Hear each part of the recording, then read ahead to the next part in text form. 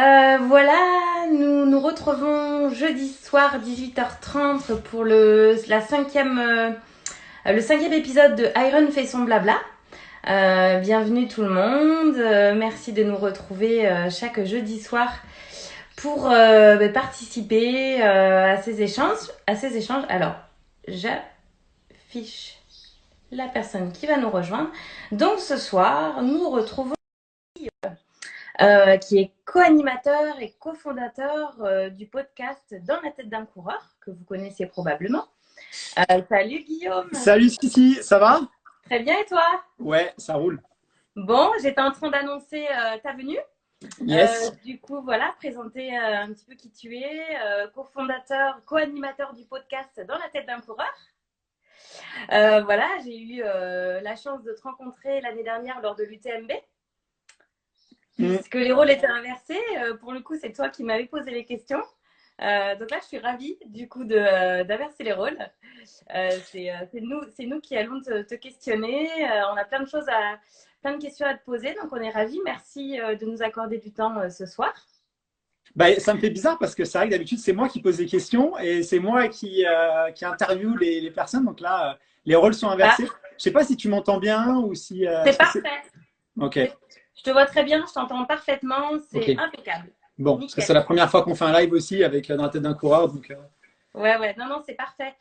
Juste pour préciser à tout le monde, on avait communiqué sur ça, mais soyez attentifs à ce qu'on va se dire avec Guillaume, puisque à la fin du live, il va y avoir en jeu un casque, des écouteurs à gagner.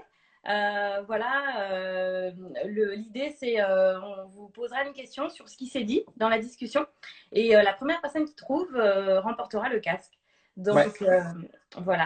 Donc restez bien jusqu'au bout et puis ça sera ouais. On va voir la question qui sera posée à la fin. Mais si vous êtes attentif, normalement, ça devrait pouvoir le faire pour vous. Il faudra juste être rapide. Voilà, et ce sera aussi l'occasion de vous parler du produit. Guillaume le connaît bien puisque il l'utilise. Donc voilà, on parlera de tout ça à la fin. Je vois qu'il y a une question sur Fred. On nous demande où est-ce qu'il est. En fait, on est confiné. Donc lui, il est confiné chez lui. Moi, je suis confiné chez moi. Et malheureusement, on ne peut pas faire sur Instagram de live avec plus de 2 personnes. Voilà, j'espère que Fred aura aussi la possibilité de pouvoir intervenir dans un live. On devrait pouvoir organiser ça, mais ce sera chacun à son tour. Voilà. Mais il nous regarde sûrement. C'est ce que j'allais dire, on espère qu'il est là et qu'il va pouvoir nous embêter, nous poser 2-3 questions, nous faire un petit coucou, ça serait sympa. Ouais. Bon, on vous laisse commencer à poser des questions. On fonctionne un peu différemment ce soir. On a quelqu'un dans les coulisses qui va noter vos questions et qui va nous les envoyer au fur et à mesure. Comme ça, on n'en rate pas une seule parce que c'est vrai que c'est compliqué de discuter et de poser les bonnes questions. Donc voilà, posez les questions, ne vous inquiétez pas, elles ne seront pas perdues. En attendant, Guillaume, je te laisse commencer. Peut-être d'abord te présenter. Je sais que voilà, aujourd'hui, tu es bien occupé avec le podcast. Tu as aussi tes coureurs. Tu t'es préparé pour le marathon de Paris. Tu t'es lancé un grand défi que tu as appelé 93 jours. Ouais. Voilà, donc je te laisse peut-être nous présenter ça pour commencer.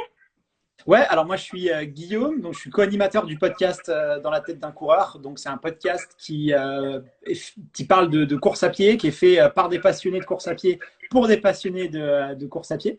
J'ai créé ce podcast avec Pierre-Emmanuel Hutto et Fred Bellouz, donc Fred qui est le co-animateur du podcast. Qui est un peu le spécialiste de ça. Et ça fait 2 ans maintenant qu'on tient ce podcast et on est de plus en plus nombreux de personnes qui nous écoutent, qui nous suivent. Donc on est content et puis on espère pour une 3e saison là, dès la rentrée à septembre prochaine. Super. Et d'où est venue cette idée? Il y a 2 ans, qu'est-ce qui vous a amené à créer ce podcast? Pourquoi ensemble? Vous connaissiez avant, j'imagine Ouais, en fait, pour la petite histoire, Fred, c'était mon entraîneur. Donc déjà, cette idée, elle est née à travers ma rencontre avec Fred. Mais surtout, en fait, on était… T'es coureuse aussi, si, peut-être que tu avais aussi ce constat-là, c'est qu'on était assez frustrés des contenus qu'on pouvait trouver sur la course à pied. C'est-à-dire que finalement, tu avais la presse spécialisée, mais qui est, voilà, je vais pas taper sur la presse spécialisée. Elle a énormément contribué. Je pense notamment à des titres comme Jogging International qui ont énormément œuvré pour populariser le running en France. C'est une institution.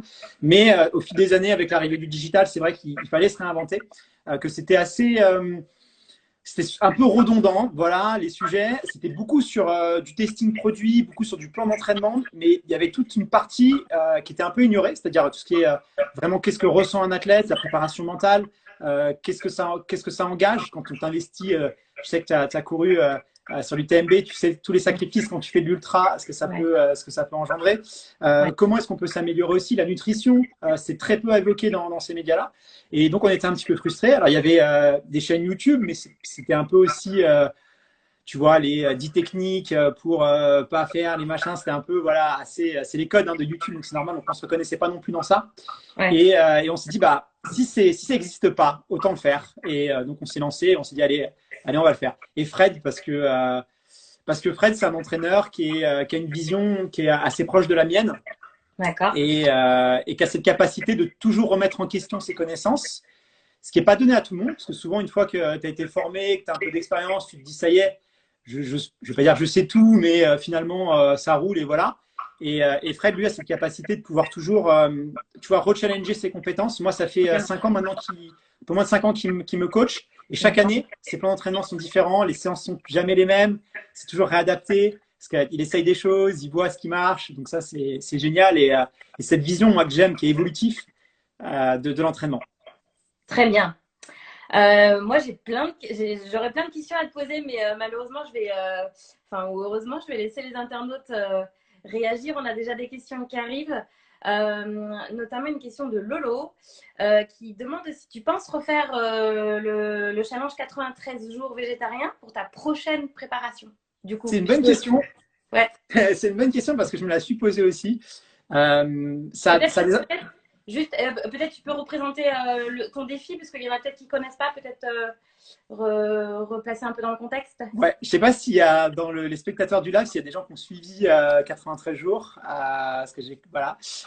Mais en fait, l'idée c'était, on entend beaucoup de choses sur la nutrition sportive. Quand tu veux améliorer tes chronos, et comme moi, tu as passé un certain âge, moi j'ai plus de 30 ans, c'est pas très vieux, mais on va dire que j'ai essayé plein de choses et que tu arrives à un bout, tu vois, à un moment donné, tu vas pas te rajouter des séances encore plus, t'as pas envie de te faire non plus toujours plus mal sur la piste. Donc, tu cherches des Mhm. leviers différents pour progresser quand même, autres, parce que tu n'as pas forcément le temps aussi pour rajouter des séances. Donc, il faut trouver d'autres leviers. Et la nutrition, c'est un levier hyper intéressant pour progresser. Et dans la nutrition, tu as un mouvement végétarien, entre guillemets, qui est de plus en plus, qu'on entend de plus en plus parler. Autour de moi, j'ai des athlètes qui aussi ont fait le choix d'être végétariens et ils sont quasiment, en tout cas, ils étaient quasiment tous unanimes avec moi. Ils regrettaient pas, ils trouvaient ça génial, ils trouvaient que c'est vraiment ça. Ils récupéraient mieux, ils étaient plus performants, plus puissants. Donc voilà, que les louanges de ce régime. Ouais. Mais tu avais aussi des personnes qui mettaient, voilà, qui clairement disaient non, c'est pas vrai. Ils défendent la cause animale, ils défendent l'écologie. Et en fait, ils sont biaisés et en vrai de vrai, ça marche pas. Donc, tu vois, il y avait un peu tous ces deux côtés. Je me suis dit, bah, pour savoir, le meilleur moyen de savoir, c'est faire le test. Et donc, je me suis dit, pour les 93 jours de ma préparation, mes 12 semaines, je vais être végétarien et je vais D'accord. essayer de voir, essayer de documenter toutes les étapes par lesquelles je vais passer. Donc, c'est plutôt un parcours initiatique, les difficultés que tu vas rencontrer, le regard des autres, comment tu peux aussi en société, parce que ça implique de changer ses alimentations. Rencontrer des experts aussi, discuter avec eux, voilà, et faire une enquête. Je ne sais pas si les gens ont vu Super Size Me. Tu sais, le mec là qui mange que des fast-food pendant un mois. Ouais, ouais, oui. Bah, ça, c'est ce qui nous a inspiré en fait. On s'est dit, on va faire pareil que D'accord. Super Size Me. Donc lui, il vit ça, mais il va voir aussi des experts pour se renseigner Ouais. et des gens aussi qui sont des gros consommateurs et des gens qui sont anti. Et il va voilà, mener son enquête. On a voulu faire pareil côté végétarien. D'accord. Donc, on revient à la question, du coup, maintenant on a replacé un peu le contexte. Vu que le marathon de Paris n'a pas eu lieu, ce défi, finalement, tu n'as pas pu aller au bout de ce défi, quoi. C'est frustrant quelque part pour toi. Comment tu as vécu ça Bah, est-ce que tu as quand même pu te faire une idée par rapport aux quelques mois où tu l'as testé quelques jours? Ouais, parce que de toute façon, tu sais que le marathon, c'est surtout la prépa marathon. Parce que c'est ça qui, c'est ça, c'est la préparation. Finalement, si tout se passe bien la préparation, la course, c'est pas le plus dur. Mais je suis quand même allé au bout. C'est-à-dire que j'ai continué le régime jusqu'au au 5 avril. Donc j'ai continué, mais évidemment, je pouvais plus m'entraîner. Donc ça avait perdu un peu de sens. Mais j'ai quand même pu me faire une idée. Alors après, pour revenir à la première question, est-ce que je vais retenter? Je me pose encore cette question. Je trouve que c'est hyper intéressant parce que, en fait, quand tu es végétarien, tu perds tes automatismes. C'est-à-dire que c'est assez simple, en fait, de cuisiner quand tu fais de la viande. Hop, tu fais un steak, un peu d'aubergine, un peu de pâte, et tu as un repas qui est quand même assez complet, assez équilibré. Et en fait, tu es un peu feignant, quoi. Et quand tu es végétarien, bah, tu peux plus te permettre de ne pas être à fond impliqué dans ton nutrition parce que sinon, tu as des risques de carence. Et puis, de toute façon, il faut diversifier les repas, il faut leur donner. C'est Il y a plein clair. de couleurs, tu peux vraiment t'éclater quand tu cuisines végétarien. Donc, ça te permet vraiment d'être beaucoup plus impliqué. Et comme tu es plus impliqué dans ta nutrition, tu es plus impliqué en fait, sur ton bien-être. Et donc, en fait, tu te sens mieux aussi. Donc, pour moi, il y a des avantages à opter pour une nutrition végétarienne, mais c'est hyper personnel. Je ne donnerais pas ce conseil à quelqu'un parce que c'est. Hmm. Ah, Guillaume, on t'a perdu. Bon. Ouais, moi je te vois. Ah, on t'a retrouvé. Ouais, ouais, c'est bon. Ah, Ça a moi ça n'a coupé. pas coupé. C'est bon? Donc, on en était à, tu donnerais pas ce conseil à n'importe qui? Ouais, du coup, je conseillerais aux gens de ne pas le faire pendant la prépa. Je l'ai fait parce que c'était Ah, aussi le podcast, fallait un peu événementialiser. Tu vois, ça reste aussi du divertissement, donc il fallait trouver un peu un enjeu. Mais je conseillerais d'accord. aux gens de pas forcément le faire sur une prépa pure, peut-être le faire en pré-prépa, un peu avant. Ok. Mais c'est une expérience, à mon avis, que ouais, tout le monde doit essayer au moins, à condition d'être suivi, à condition d'être bien documenté et de faire les choses intelligemment. D'accord. Donc, est-ce que tu le referas, est-ce que tu le referas pour ton prochain objectif ou pas? Ouais, je peux pas te dire encore parce que je sais même pas déjà c'est quoi mon prochain objectif, mais c'est possible que je le refasse. Ouais. D'accord. Ça me plairait bien de le refaire en tout cas. Ok. Mais j'ai déjà changé mon alimentation, donc tu vois, ce sera pas aussi dur que Ouais, par ouais, ouais. rapport à avant. Déjà, mon alimentation, elle a quand même évolué. Donc, Et du coup, tu étais revenu sur ton alimentation de départ ou tu as quand même gardé les modifications que tu as fait avec ce défi, plus tendance végétarien ou tu remanges de la viande, du poisson? Alors, ouais, j'ai changé mon alimentation. Maintenant, je serais plutôt sur un régime flexitarien. Globalement, c'est un peu moins c'est entre 15, ouais, 15% aujourd'hui la viande. Alors là, on est en confinement, donc tu n'as plus de marché. Les Eh légumes oui, du Franprix, c'est pas les plus jolis, c'est pas ceux qui ont le meilleur goût. Quand tu es ouais, habitué à manger des bons légumes bio, bon, moi je suis à Paris, c'est c'est clair. vraiment, voilà, tu les trouves pas partout. Et là, il y en a un peu moins. Donc c'est un peu plus compliqué. Mais j'espère que dès que les choses vont rentrer dans l'ordre, essayer de passer ouais, vraiment à 90% végétarien et me laisser un petit peu, voilà, Mm. pour pas être non plus, tu vois, Ouais, un peu trop dans un dogme, quoi. ouais, ouais, ouais. Ok. Allez, on va passer à la deuxième question, parce qu'on a plein de questions qui arrivent. Une question de Kylian Tanguy. Combien de temps cela prend pour préparer un podcast? Enregistrement, écriture, enregistrement, montage. Bah, ça dépend de tout le monde. T'en as qui, moi, j'en discute un peu avec des podcasteurs, tu vois, de tout horizon. Il y en a qui vont faire ça de manière hyper intuitive, c'est-à-dire, allez, ils connaissent l'athlète, ils prennent le live, hop, ils échangent sur les questions, ils connaissent un peu, ils veulent vraiment quelque chose de très conversationnel, donc ils vont discuter. Alors ça a des avantages, c'est des inconvénients, parce que bah, tu peux un peu partir un peu dans tous les sens. Voilà, c'est le risque. Les athlètes aussi, si tu interviews des athlètes, il faut savoir que c'est des sportifs de haut niveau. Ils ont tous des caractères, des personnalités différentes. Il y en a qui sont extravertis, mais tu en as quand même beaucoup qui sont introvertis, que tu as besoin de rassurer, de briser la glace. Donc, nous, la stratégie qu'on a dans la tête d'un coureur, c'est vraiment de préparer au maximum.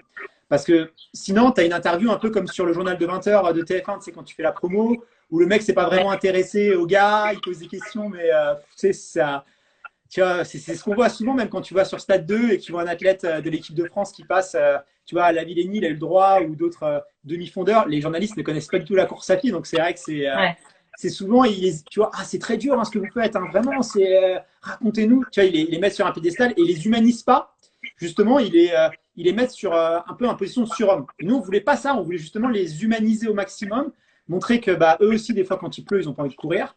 Eux aussi, des fois, ils aiment bien bouffer un petit McDo. Eux aussi, ils se posent des doutes. Ils sont dans la tourmente. Et c'est normal parce que c'est des humains. Et c'est ça un peu qu'on voulait creuser, quoi. Donc, nous, on D'accord. prépare beaucoup les interviews, les émissions. On essaie voilà, de scripter, de documenter aussi, d'aller faire de pas voilà, de toujours tout remettre à zéro nos connaissances pour savoir un peu les partisans de telle ou telle chose, de faire un tri. Donc ça nous prend quand même beaucoup de temps, beaucoup trop de temps peut-être, mais en moyenne on met peut-être une dizaine de jours en tout et pour tout. On ne bosse pas que sur ça, mais pour préparer une émission et une interview, avec les allers-retours avec Fred et tout quoi. Très bien. Merci pour la réponse, très claire. Pas mal de questions sur le sujet du confinement. Comment tu le gères, toi? Il y a des hauts et des bas. Je vais pas faire dire que c'est facile tous les jours, qu'il faut être positif, que oui, il y a des hauts et des bas. Franchement, je vais pas te mentir. Il y a des jours où ça va, il y a des jours où je le vis bien, il y a des jours où franchement j'ai qu'une envie, c'est rester dans mon lit et pas bouger, rien faire et manger du chocolat. Mais il y a des hauts et des bas. Après, c'est pas si simple que ça en tout cas pour moi parce que j'aime bien être dehors, j'aime bien tu vois, profiter tu vois, il fait beau en ce moment, profiter de ma famille, voir mes proches, m'entraîner avec mes copains, c'est vachement essentiel pour moi, donc c'est pas tout le temps facile. Maintenant, il faut aimer, il faut aller chercher ses périodes de haut, il faut accepter ses périodes de bas, on est, tu vois, tous pareils. J'essaye de voilà d'avoir ma rigueur, de me donner des objectifs. C'est hyper dur parce qu'on n'a pas de visibilité. Tu vois, même professionnellement, on ne sait pas quand ça va s'arrêter. Sportivement, on ne sait pas quand est-ce qu'on aura le droit de courir. Donc c'est dur aussi tu vois, de projeter dans l'avenir quand tu n'as pas de visibilité sur l'avenir. Donc c'est pour ça aussi. Pourtant, je suis quelqu'un d'assez structuré, tu vois, et tout, mais des fois, il faut accepter que bah voilà, ça va pas, et puis faut se Ouais. remobiliser, quoi. Mais c'est Ouais. pas facile tous les jours.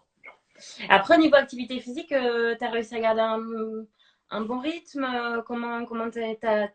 Chez toi, en intérieur, tu as un home trainer. Tu fais Non, des cours de fitness. j'ai pas d'home trainer. Alors, j'ai arrêté de courir depuis le 13 mars. J'ai repris cette semaine. D'accord. Tu vois, après, je suis assez limité parce que bon, je vais courir le matin tôt.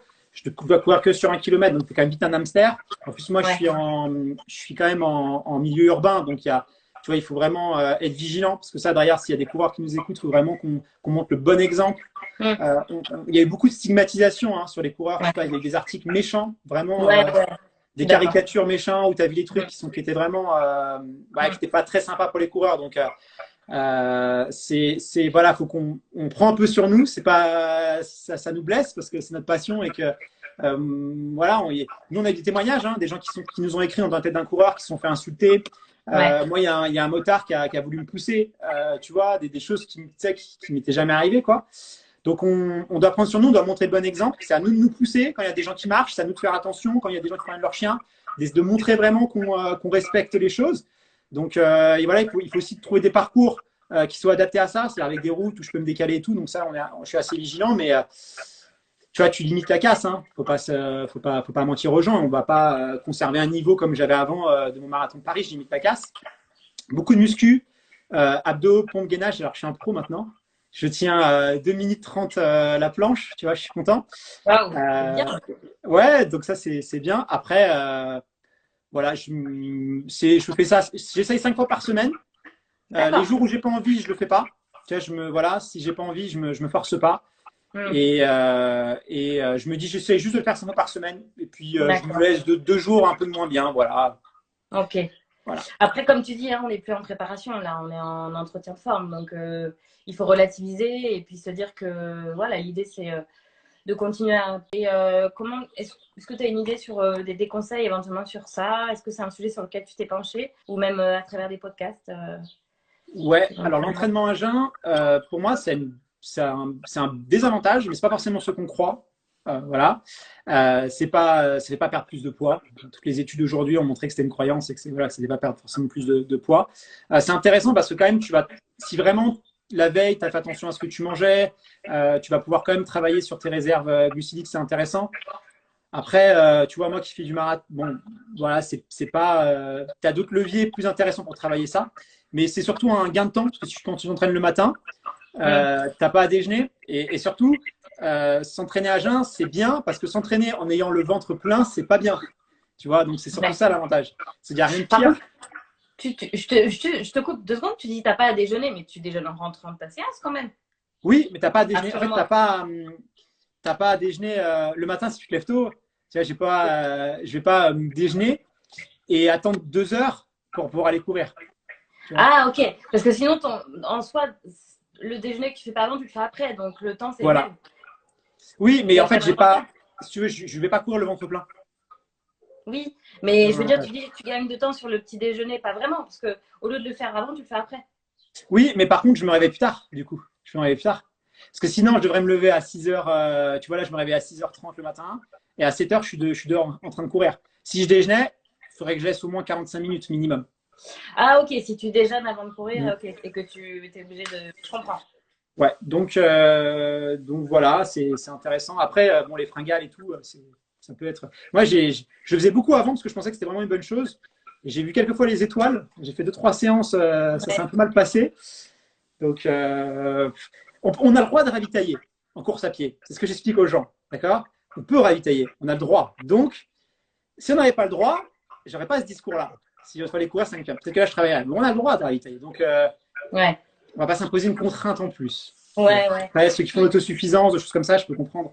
Ouais, ouais, Mais, mais je trouve que, tu vois, moi, je pratique pas non plus l'entraînement à jeun, j'aime pas trop. Je trouve que les sensations sont pas agréables. Tu sais, t'as pas la foulée légère, tu as l'impression de pas avancer. Enfin, c'est bizarre, hein, mais c'est compliqué d'aller vite, quoi.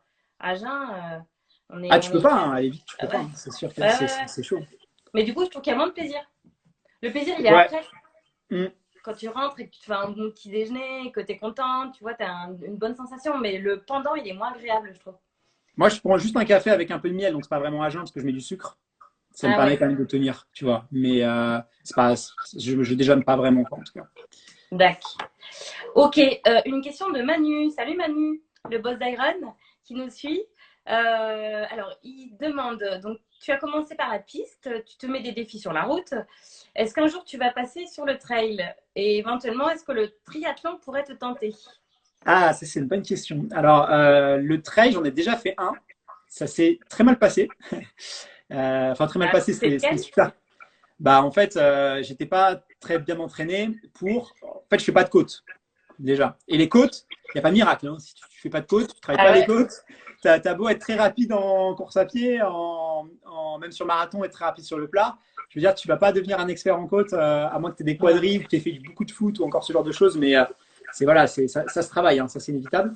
Donc, il faudrait que je fasse de la côte et tout, mais à mon avis, et là encore avec le confinement, je pense qu'à ça, tu vois. Je me dis, tiens, j'aimerais bien aller, tu vois, Ah ouais. sortir un peu de la route, pouvoir aller sur le trail. Le triathlon aussi, parce que c'est un défi qui est hyper intéressant. Et c'est la conclusion que je me suis dit pendant le confinement. Je ne sais pas s'il y a d'autres personnes qui. Dites-moi dans les commentaires si vous aussi vous avez envie de faire ça. On vit quelque chose d'extraordinaire. C'est du jamais vu, tu vois, c'est complètement dingue. Ouais. Est-ce que on n'a pas envie aussi de se dire, quand on va sortir de ça, je veux me lancer un défi aussi qui soit un peu extraordinaire, tu vois. Parce que, tu vois, quand je vais penser à ça, je me suis dit, putain, c'est ça aussi qui m'a permis de peut-être de réaliser une course de dingue, un triathlon, un truc que j'aurais jamais fait, en fait. Et en fait, c'est né de ça. C'est un peu la réflexion que je me donne en ce moment. Et Mm. le triathlon, tu vois, j'aimerais bien en faire un au moins une fois. Et là, c'est ce que je me dis, tu vois, est-ce que je me lancerai pas dans ce défi-là? Ouais. Tu vois, ça y est, est-ce que ce serait pas le bon moment? Ouais, je comprends ce que tu dis, un peu dans l'idée de te dire que ce confinement et tout ça, ça t'aura permis ça t'aura apporté quelque chose, quoi. Ça aurait été un déclic pour éventuellement te lancer quelque chose de nouveau, quelque chose d'un peu inédit aussi dans tes projets, quoi. Exactement. Et du coup, j'en ai parlé d'ailleurs, petite annonce. Ah, Euh, Vraiment, voilà, ça m'obsède un peu le triathlon en ce moment. Parce que quand tu vois, j'ai le temps et tout, donc je vais regarder des vidéos, je vais voir des choses. Et donc, on va sortir un podcast là prochainement qui va s'appeler Dans la tête d'un triathlète.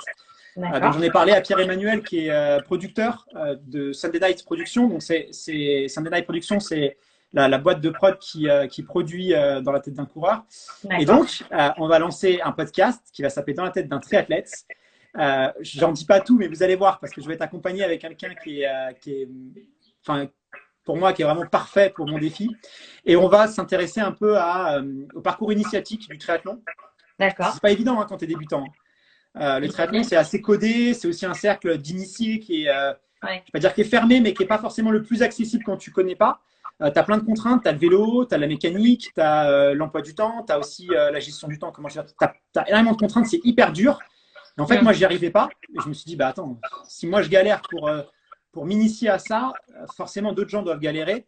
Donc il faut qu'on crée un contenu. Donc un nouveau podcast qui va sortir là prochainement, on espère en juin. On est déjà en train de l'enregistrer et qui va s'intéresser à vraiment comment voilà, passer un peu de la course à pied au triathlon, comment te préparer, comment bien gérer les choses et sur tous les volets. D'accord, on voit qu'ils sont connectés dans la tête d'un triathlète. Ouais, je vois, ouais. On vous en dira plus bientôt. Suivez ça bientôt. On va faire l'annonce officielle. Ouais, c'est chouette d'avoir une exclue comme ça. On est content. On a Laura Deb qui pose une question. Est-ce que le fait d'animer le podcast avec Fred, qui est ton entraîneur, relation vos rapports de bosser avec lui? Je sais que Fred ronfle maintenant, ce que je ne savais pas avant, parce que vu que comme on fait des lives, on a partagé des chambres d'hôtel, on a des petits budgets, donc des fois on détruit. Non, ça a pas, on s'est rapproché évidemment. Après, Fred, c'est quelqu'un d'assez occupé, qui est coach aussi, qui a un million de choses, qui a ses projets aussi à lui. Et c'est hyper important pour lui aussi de développer ses projets qui lui sont propres. Donc, ça nous a beaucoup rapprochés. Après, tu vois, on avait déjà un lien assez fort, mais c'est vrai que c'est que des relations sur le podcast. En tout cas, on est vraiment focus sur ça. Ça nous prend déjà beaucoup de temps. Et tu sais, quand tu partages la même passion avec quelqu'un, généralement, t'es proche, quoi. Bien sûr, ouais. Après, c'est vrai que des fois, le fait de travailler avec, ça peut, tu vois, ça peut provoquer des changements, modifier un petit peu les rapports, dans un sens comme dans l'autre, hein, d'ailleurs. A priori, vous, c'était plutôt dans le sens positif. Ouais, mais tu vois, il faut savoir travailler en équipe. Ça, c'est hyper important. Surtout quand on est dans les sports individuels. Je pense que c'est aussi un des défauts du running, c'est que c'est très individuel, tu vois. Si aujourd'hui le business du foot et le business du basket, ça se développe aussi bien, aussi vite, c'est parce que tu as aussi cet esprit d'équipe, de team, qui fait que les gens qui sont des professionnels de ça ont vraiment les réflexes, travaillent en équipe. Et je pense que c'est aussi une des raisons pourquoi les sports collectifs sont plus mis en avant que les sports, parce que tu peux plus entreprendre, plus faire créer des choses et tout, parce qu'il y a vraiment cette alchimie de groupe. Donc nous, c'est ce qu'on essaye de créer, mais on est tous hyper indépendants. Donc on essaie vraiment on a besoin de notre espace indépendant, et on doit savoir aussi travailler en collectif. Donc c'est un peu ça qu'on a essayé de créer. Tu vois, c'est pouvoir être complémentaire et indépendant. D'accord. Ben, je rebondis du coup sur ce que tu dis avec la question de Nico qui demande si tu pratiques d'autres sports que la course à pied. Du coup, peut-être des sports co, Alors non, pas du tout. C'est pour ça que je vais faire du triathlon. C'est parce que, en fait, j'étais pas du tout sportif déjà à la base. Ah, okay. J'étais persuadé de pas vraiment anti-sport. Je détestais le sport. Et en fait, tu te rassures. Parce qu'en fait, tu te dis, je fais pas de sport, mais c'est pas de ma faute. C'est pas que je vais pas faire de sport, c'est que je sais pas faire de sport. Donc, tu vois, c'est un moyen de te déresponsabiliser, en fait. C'est de te dire, voilà, bah, j'aimerais bien, mais en fait, je suis pas sportif. Donc, en fait, je me suis aperçu en courant que, bah, voilà, je savais faire du sport, mais maintenant, j'ai un peu ce réflexe en me disant, bah, je sais que courir. Parce que je suis un très mauvais nageur. Les sports co, j'arrive pas, ça marche pas. Et c'est pour ça aussi que je vais faire du triathlon, c'est que je veux me dire, bah, finalement, est-ce que je suis vraiment un mauvais nageur ou est-ce que c'est une idée que j'ai eue? Est-ce que vraiment sur un vélo, je peux pas réussir à me débrouiller? Tu vois, donc c'est aussi pour ça que j'ai envie de faire du triathlon maintenant, c'est de me dire, bon, maintenant que j'ai atteint ma zone de confort dans la course à pied, est-ce que je n'essaierai pas d'agrandir un peu cette zone de confort pour aller chercher d'autres complémentarités? Et en plus, la natation, c'est top quand tu fais de la course à pied. Ça te permet de diversifier, de te muscler. Le vélo, c'est pareil. C'est quand même bien de pouvoir. Tu vois, là, tous mes potes qui doublent, ils ont tous des home trainers, ils ont tous Swift. Là, je suis exclu, moi. J'ai pas tout ça. Je suis oh, les gars. C'est une grande fête, je suis pas invité, quoi. Donc, ça m'énerve. Et du coup, voilà, quoi. Je me suis dit, bon, allez, je vais me lancer. Donc, bientôt, natation et vélo, quoi. Ça serait les deux sports que tu vas rajouter. Exactement. Apparemment, y a quelqu'un qui nous dit que Fred, en plus de ronfler, s'endort en 35 secondes. Sympa. Fred, Ah, je sais pas, c'est peut-être une de ses te copines qui dit ça. défendre. Je suis pas allé aussi loin dans l'intimité avec Fred, mais, mais ça, je Voilà, sais bah pas. écoute, il y a quelqu'un qui nous a donné l'information. Ok. On a Patrick qui se pose une question sur les sorties longues. Une sortie longue pendant une prépa marathon, c'est combien de kilomètres? Alors moi, je suis un fidèle défenseur de la sortie longue. Tu as un peu deux discours qui. Alors après, c'est que moi. Hein. Par rapport à ce que j'ai appris. Enfin, pour moi, c'est indispensable. La sortie longue, Ouais, c'est le truc indispensable. pour Pas le marathon, forcément. en tout cas pour Ouais, des distances comme le marathon. exactement. Pas forcément en intensité. Je pense que la sortie longue, intensité, marathon, ça sert à rien de faire, tu vois, tous les week-ends, 35 bornes, aller en marathon, ça n'a pas de sens, à part voilà, se fatiguer ou vraiment être très très fort. Mais c'est indispensable, quoi. Et c'est vraiment ce qui va te permettre, en fait, il faut, voilà, je parle vraiment de la sortie longue où tu vas travailler vraiment sur des allures où tu es à l'aise. Tu vas vraiment travailler ton foncier et c'est ce qui va te permettre d'être beaucoup mieux quand tu enchaînes tes séances, d'avoir plus de caisses, de mieux encaisser les séances. Voilà, moi, je suis un fidèle adepte. Donc, Ouais, je peux monter jusqu'à 2h30. J'aime bien monter, en fait, tu vois, là, j'aurais aimé faire 2h30, 2h40 de sortie longue. Le temps, en fait, que je vais faire sur marathon, j'aime bien aller à ça. Donc, pas forcément en kilomètres, mais en temps. Parce que tu sais que la nutrition, c'est par rapport au temps. Donc, savoir aussi, est-ce qu'au bout de 2h30, je vais avoir très faim, très soif, comment ça va se passer. Tester les ravitaux aussi tous les 5 kilomètres. Donc, voilà, c'est pour ça que pour moi, c'est utile. très bien. Donc tu réfléchis plus en temps qu'en kilomètres, parce que la question a été posée en kilomètres, mais c'est plus, Ouais, tu te c'est en dis temps. voilà, je C'est vais en faire temps. 2 heures ou 2h30, et C'est puis en temps. ouais, Je me prends pas la tête même sur la vitesse, tu vois. Si je suis bien, je vais la faire à 14 à l'heure. Si je suis pas bien, je vais la faire à 13 à l'heure. Je vais ouais, pas taper dedans, mais pour pas que ce soit ennuyeux, tu es aussi obligé de mettre un peu de rythme. Sinon, voilà. Mais c'est la fin quoi. franchement, Ouais, en voilà. fait, pour moi, la sortie longue, on parle de kilomètres, mais pour moi, c'est surtout une question de temps plus que de kilomètres. Tu Je vois, suis ça veut d'accord. dire, voilà, c'est plutôt du temps. Je suis Après, c'est d'accord. travailler à l'allure, faire 5, 10, 15, 20 km allure marathon. Là, oui, le kilométrage va être intéressant, mais sur la sortie longue, c'est du temps. Ouais. Donc mettons quand tu te dis je vais faire 2h30, tu fais ton 2h30, mais tu rentres pas tant que t'as pas fait 2h30 quoi. Même si tu as fait Ouais, plus de kilomètres que ce que tu avais ouais, imaginé. exactement, Ouais, exactement. Ou inversement. ouais, Mm. d'accord. Une question de Jérôme qui est effectivement intéressante. Est-ce que vous avez remarqué une augmentation du nombre d'écoutes de vos podcasts depuis le début du confinement? Alors, alors, pas forcément une augmentation du nombre d'écoutes, parce qu'il y a beaucoup de gens qui nous écoutent en courant, et donc ils se gardent des petits stocks de C'est vrai. podcasts pour quand ils vont reprendre la course à pied. Mais par contre, on a des nouveaux auditeurs. Donc, on a des gens qui ne connaissaient pas, qui peut-être ont repris la course à pied en période de confinement, qui se sont relancés, tu vois, et qui cherchent des conseils, et qui débutent sur la course à pied. Et ces gens-là, en fait, ils nous découvrent aujourd'hui. Donc, on a vu les anciens épisodes remonter dans les classements. Enfin, voilà, tout un schéma où bah, les gens qui réécoutent depuis le début. Et donc, Mm. on a recruté des nouveaux auditeurs. Après, bah, du coup, comme ceux qui nous écoutent pas parce qu'ils attendent de pouvoir recourir pour nous écouter, et les nouveaux, en fait, tu vois, il y a eu des petits pics et tout. Mais Ouais. globalement, on a 15-20% d'augmentation en plus. D'accord. Il t'arrive, toi, de les réécouter en courant, tes Mes podcasts? podcasts, Ouais, en fait, c'est délicat parce que tu n'aimes pas ta voix, donc tu n'aimes pas ouais. t'écouter. Et en plus, moi, je fais du montage. Donc le montage, c'est insupportable. C'est le truc où tu Ah dois ouais, enlever les types de langage, c'est dans la ouais, ouais, dentelle. je Donc en comprends. fait, ça t'en peux plus après. Mais par Ouais. contre, pas mes podcasts, mais d'autres podcasts, au lieu de tout le temps essayer d'en découvrir des nouveaux, je réécoute des podcasts de confrères qui m'avaient plu et tu vois, j'ai trouvé de la valeur intéressante et là, je vais les réécouter. Voilà, je suis dans cette logique-là de réécouter des podcasts que j'ai bien aimés et qui m'ont inspiré et là, je les réécoute. Voilà, je pense que deux, trois écoutes, des fois, c'est pas mal. Super. Arthur pose une question sur tes prochains objectifs. Est-ce que tu as déjà pu te projeter? Quels sont tes prochains grands objectifs, hormis le triathlon, parce que tu nous en as parlé? Est-ce que tu as des épreuves un peu de rêve que tu aimerais coucher plus tard? Là, c'est super dur d'avoir la visibilité parce que là, je suis même pas sûr que. T'avais prévu de faire l'UTMB, toi, Sylvain, cette année? Qu'est-ce que Non, t'en penses, toi? Alors, l'UTMB aura lieu, aura pas lieu? C'est un peu le débat en ce moment. moi j'avais prévu de faire la CCC. J'ai mon dossard sur la CCC. Et je devais aller à la Réunion derrière en octobre.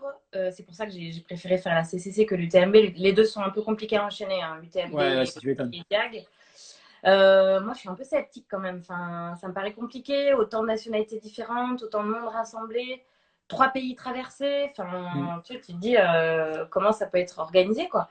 Je sais Ouais. pas. Ouais, ça sent pas bon. Ouais. Non, ouais, c'est. Ou alors une version raccourcie, une version française uniquement. Je sais pas, ils vont sûrement faire un ajustement si ça a lieu, mais je sais Après, pas si si. c'est.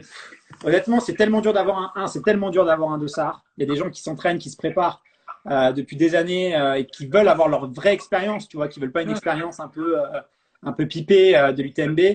Je sais pas si c'est une bonne chose, tu vois, s'ils gardent un format un peu, soit pour le business ou juste pour le symbole. Je pense que les coureurs qui préparent cette course-là méritent quand même un petit peu mieux de vivre Ouais, c'est pleinement ça. cette expérience UTMB. C'est une expérience humaine qui est énorme. Je Que suis ce soit, d'accord.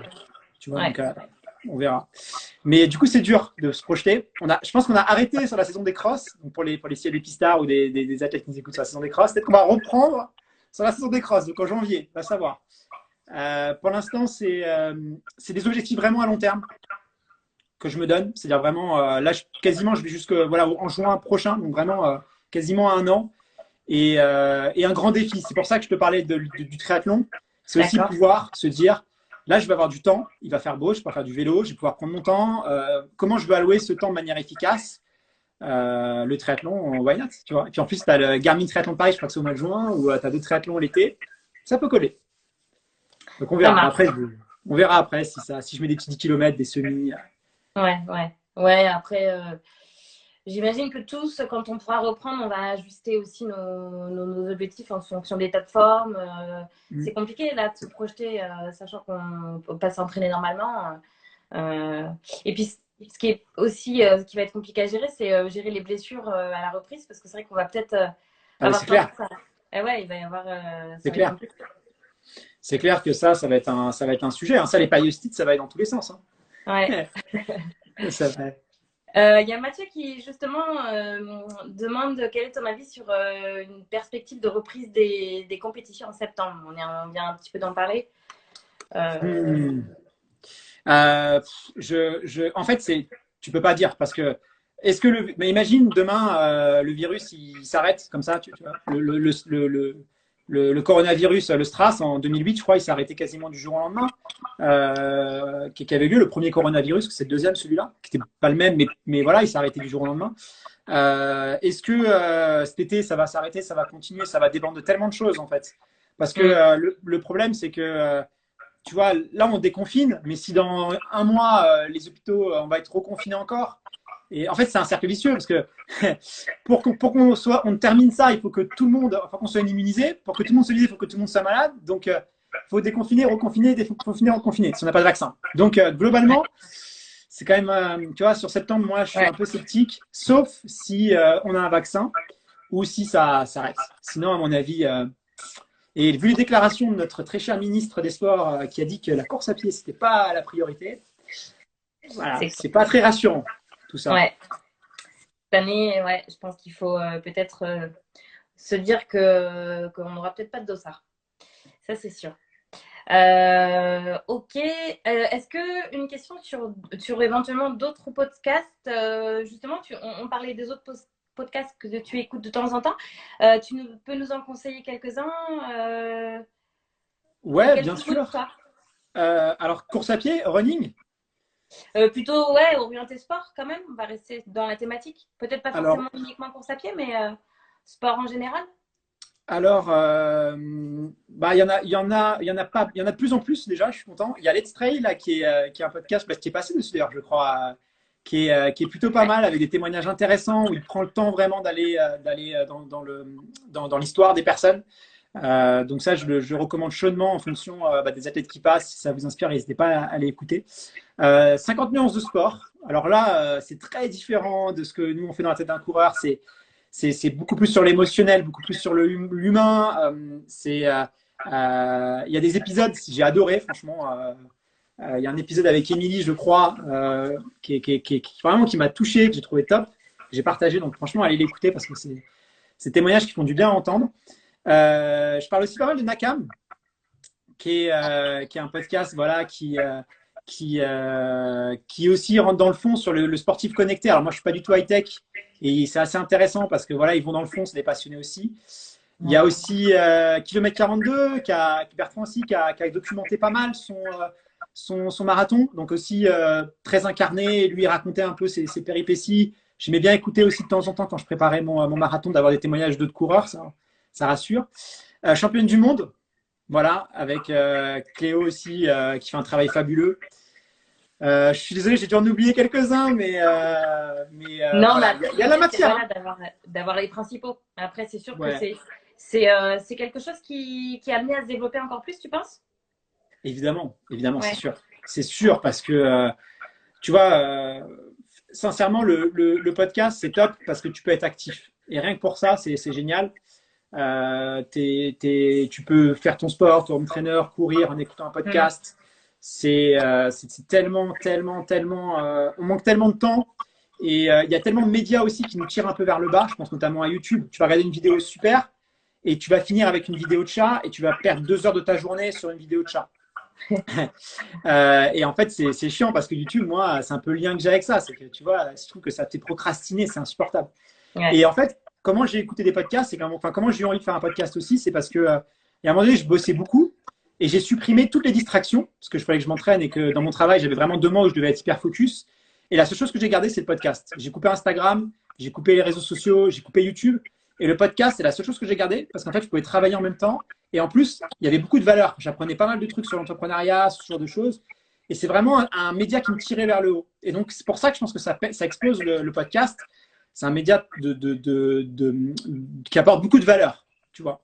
Donc, il faut en écouter. Il y a vraiment des pépites et c'est du temps qui est bien investi. Voilà. Ouais. Moi, je Ouais. prêche pour ma paroisse, hein, Mais après, c'est pas compliqué de te concentrer sur tes sensations. Je prends notamment si tu écoutes le podcast en courant.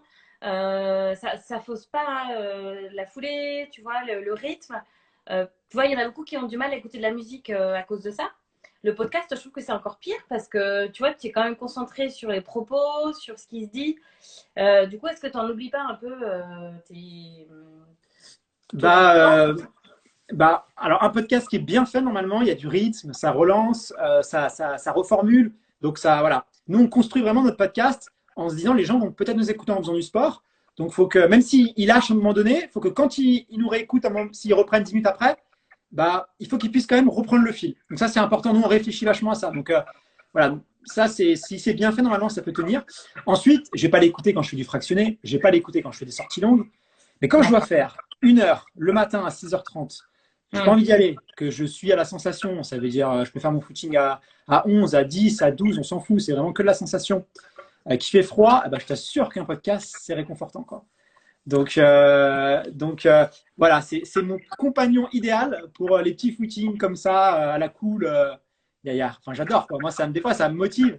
Ça Ouais, me dit, allez, je sais que j'ai ce podcast-là à écouter. Demain, je me le garde des fois et je vais écouter. ça marche. On va poser une dernière question et puis après, on va conclure avec le jeu parce qu'il est Ouais. déjà, ça fait déjà 3 quarts d'heure qu'on discute. Ça passe vite. Hugo demande comment garder la motivation alors que tous les objectifs s'éloignent et qu'il est difficile de se projeter. Et c'est pas facile, Hugo. Ça, je vais pas te mentir. On est entre nous, c'est pas facile. La motivation, donne-toi un objectif à long terme. Donne-toi un objectif à long terme.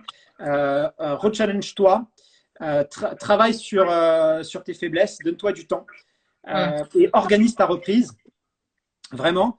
C'est-à-dire, là, si tu n'as pas couru pendant un mois, travaille bien ta reprise. Et puis, donne-toi un objectif à long terme. C'est ça. Apprends aussi à courir pour soi, pour le plaisir. Te prends pas trop la tête. Même si on a une année blanche, après tout, c'est pas. Tu vois, il y a pire. Voilà. De toute façon, si tu as besoin vraiment d'un objectif pour aller courir, c'est peut-être qu'une pause, ça te fera du bien. Voilà, il y a ça aussi, tu vois. C'est-à-dire se réinterroger sur ses motivations et prendre le temps. Tu vois, prendre le temps. Ouais, je suis d'accord avec toi. C'est une bonne réponse, effectivement, et c'est des questions que tout le monde doit être amené à se poser. Et c'est vrai que quand on est dans le flou comme ça, c'est pas facile. Non, c'est pas facile. Ouais. Bon, Fais mais un super, triathlon. on a fait le tour des questions, c'était Ouais. top. Alors, On va passer au jeu. Est-ce qu'ils sont, je sais pas s'ils sont réactifs, il y a du monde là, je vois que sur les commentaires. Je suis désolé, hein, je ne pouvais pas te dire tout. Non, mais Il y a peut-être des questions auxquelles on n'a pas répondu. Mais ouais, c'est compliqué, c'est compliqué. On a trois quarts d'heure. Là, tu vois, on va arriver déjà à plus de trois quarts d'heure. On peut malheureusement pas répondre à toutes les questions, mais t'as bien développé, t'as été au top. Donc, franchement, merci Guillaume.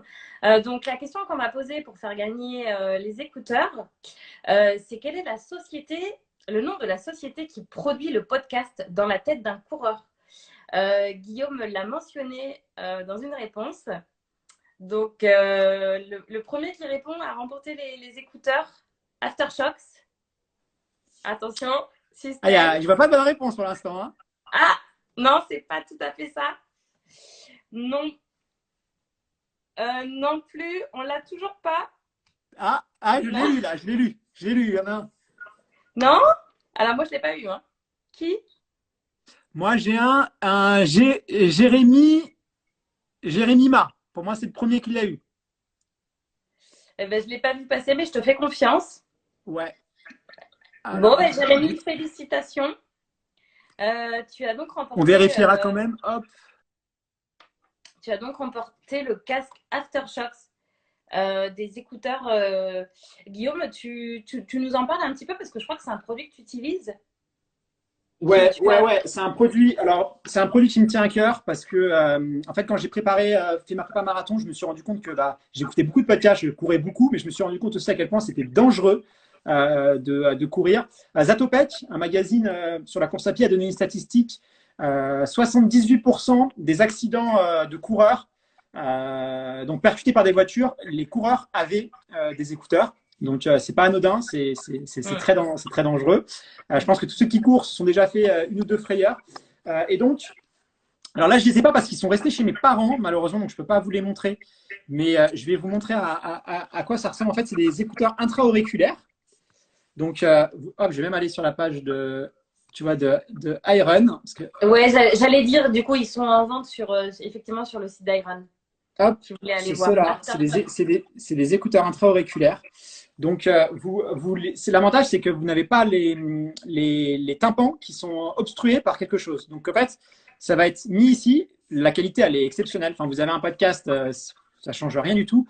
Mais l'avantage, c'est que vous allez pouvoir être réceptif à l'environnement qui est autour. Et ça, c'est extrêmement important. Il y a énormément d'accidents et c'est quelque chose qui peut être évité. Donc, voilà, la sécurité, c'est important. Je m'en voudrais tellement s'il y a quelqu'un qui a un accident en nous écoutant, je culpabiliserais. Donc, Tu voilà, m'étonnes. Aftershock, c'est disponible sur le site Iron. En plus, il livre. D'ailleurs, j'en profite pour remercier toutes les équipes d'Iron parce que vous n'avez pas eu de point de rupture. Moi, je fais partie des gens qui pensent que un magasin comme Iron, c'est une première nécessité. Parce que le sport, c'est la solution, c'est pas le problème. Ce que je dirais à notre ministre de la Santé, que les gens, ça nous aide à nous avoir notre défense immunitaire, ça nous permet de nous vider la tête, ça nous permet de pas devenir fou aussi. Donc c'est extrêmement important de penser au bien-être des gens et le sport, c'est important. Et pour moi, les magasins Iron devraient, ou tous les magasins en général de sport devraient être réouverts au même titre que les supérettes. Et je pense que ça va arriver parce qu'aujourd'hui on n'est pas rationnel, mais que les gens vont se rendre compte, j'espère que les petits gens vont se rendre compte que les gens doivent faire du sport, c'est hyper important. Et donc merci à toutes les équipes parce que voilà, ils sont super bien gérés. Les entrepôts ont continué, on a pu se faire livrer des trucs. Ils étaient là et en plus malheureusement, on pense à tout le monde, on les cite pas et je pense on leur rendra justice bientôt. Donc merci à eux.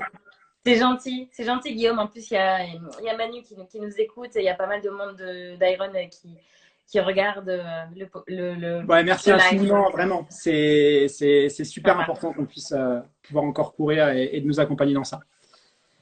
Bon, en tout cas, c'était un plaisir d'échanger avec toi. On va terminer. On est déjà à 50 minutes, donc on va devoir quitter. Yes. Donc pour information, toute la discussion sera disponible en story sur le compte d'Iron et très prochainement en replay, comme les autres d'ailleurs, qui sont également disponibles. Voilà, on se retrouve la semaine prochaine pour le 6e épisode.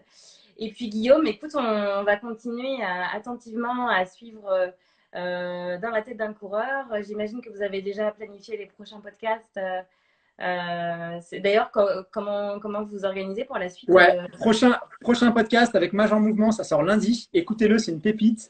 C'est un mec génial. On a bien discuté, on a parlé de blessures, on a parlé de perception aussi de la course à pied chez les spécialistes du sport. Pourquoi est-ce qu'il y en a qui disent que c'est pas bien de courir, que voilà, ça vient d'où ces idées reçues. On a essayé de les démonter aussi. Ouais. Il nous a parlé de son expérience sur Life Marathon des Sables au Pérou. Il nous a raconté ça. On a beaucoup rigolé. C'est un super épisode. Écoutez-le, ça sort lundi. Et dans la tête d'un triathlète, rendez-vous en juin. C'est pareil, on bosse comme des fous et ça va être génial. Génial. Bah, écoute, merci pour tout ça. On est content d'avoir eu des infos croustillantes et continue de te régaler là-dedans. C'est génial. Tu nous Merci à régales. toi. Salut. Salut Guillaume. Salut Bonne soirée. Salut à tout le monde. Ciao. Ciao.